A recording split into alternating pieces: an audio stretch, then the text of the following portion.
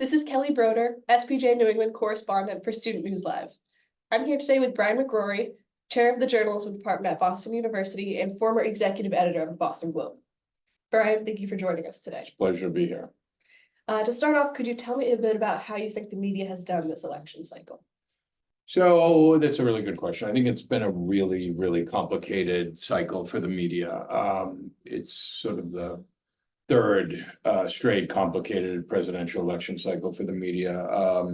All of these years in, the news media is still trying to get its head around what Donald Trump's candidacy means and all the ways that it's breaking every kind of convention imaginable. And this time, even more than the others, I think the media has, for the most part, done a good job, but it has been a struggle trying to portray a candidacy which has been intentionally outside every conceivable line that we've had before. And, you know, the real challenge is how do you let an electorate know just how different Donald Trump is than what we've had in the past without seeing bias? And bottom line is he's a convicted felon who is exhibiting authoritarian tendencies, whose many of his closest advisors and senior staff in his public life, his presidential life, are dead set against his candidacy. He is being vitriolic and profane on the campaign trail. He is suggesting violence, and all of that just makes him such an outlier from anything we've had before, including his two prior campaigns, that it's been a challenge for the media to properly capture this without people accusing them of some form of bias. Understandable, I think, especially, you know, the audience members and the voters, I think, are very confused sort of in seeing this phenomenon happen for the last couple of campaigns. And maybe some are surprised and maybe some expect this from him. And recently Jeff Bezos decided that the Washington Post editors would not endorse a candidate. What do you make of this decision happening just before the election? Were you surprised, and what impact do you think this has on voters? Yeah, so look, Bezos can make that decision. It's his news organization. He has a right to make that decision. There's some sense in that decision for newspapers to get out of the endorsement game. You know, honestly, I don't know whether a newspaper endorsement has ever won a single vote for a single candidate in the history of the printing press. The problem is his timing. His timing was just exquisitely awful. Having this come a week or 10 days before, 10 or 11 days before this presidential race, breaking recent tradition for the Washington Post, actually causing the Post to shelve or put aside their planned endorsement of Kamala Harris was just a terrible, terrible look for the news organization, and rightly drew a lot of attention to Bezos and to Trump. It's a perfectly legitimate stance for a newspaper owner or publisher to not endorse.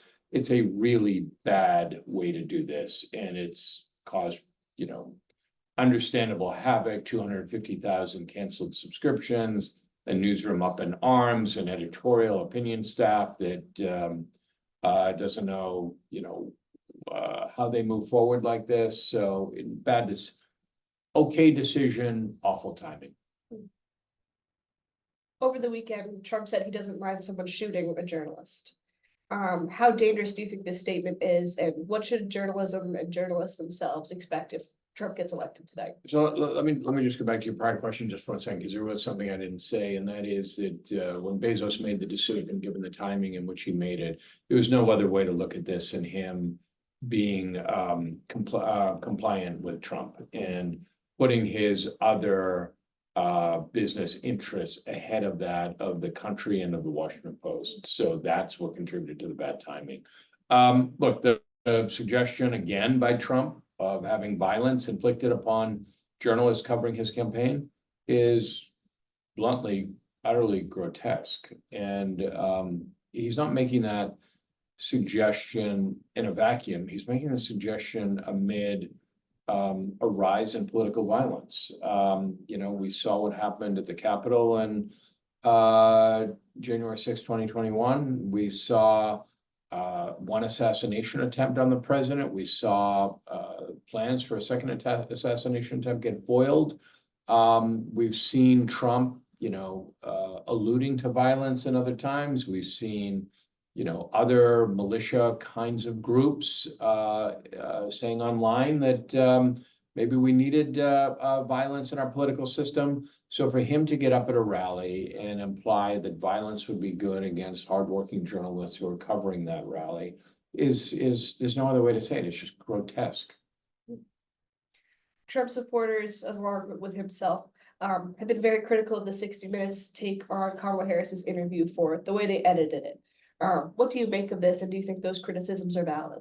No, I don't. I think it's dumb. Look, I understand they're trying to make hay out of this in the same way they're trying to make hay out of the garbage remarks more recently. But look, news organizations routinely and broadcast organizations routinely edit answers for time and clarity. It's just what they do. It's rare that they give an entire interview to the public unedited. There are a variety of reasons to edit interviews, and they did what news organizations have done for pretty much all of time. The exceptions were earlier in this cycle when news organizations, two of them at least, intentionally said that they were airing interviews with President Biden without any editing because they wanted to make sure that the public understood, given the criticisms of Biden and his mental acuity, that they were portraying him without any editing at all. They wanted the public to know that. Harris, it's a whole different thing.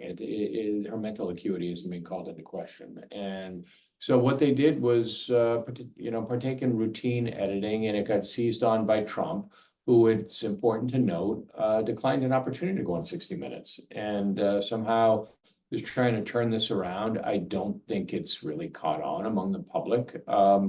It's just, there's a lot of smoke there and no fire. And looking forward, perhaps the next week and the next months after the election, what do you expect from journalists, and what do you hope for journalists, given that we might have a new president? Look, we don't know, sitting here today at 10 o'clock on election day in the morning, what's going to happen, what the world is going to look like tomorrow morning at 10 o'clock.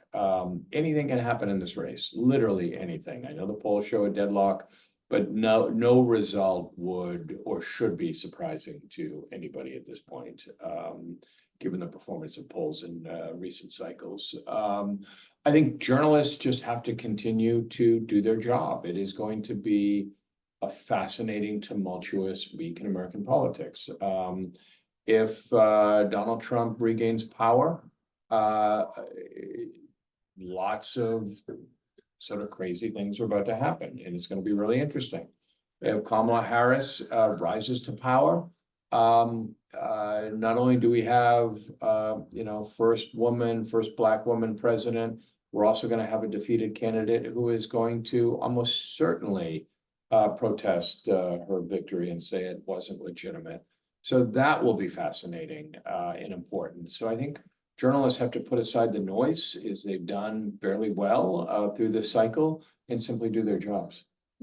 Thank you so much. That's all the questions that I have for you, but I'm wondering if there's any other ideas or concerns you have about this election that you want voters and journalists to know. Look, this is a rare election when every cliche is true. It's about as stark a difference as you can have for this country. And it really does represent two completely different visions of how the US goes forward. And so, again, it couldn't be more important, and it's going to be utterly fascinating how this unfolds in the coming 48 hours. Absolutely. Thank you so much. Thank you for your good questions. Thank you.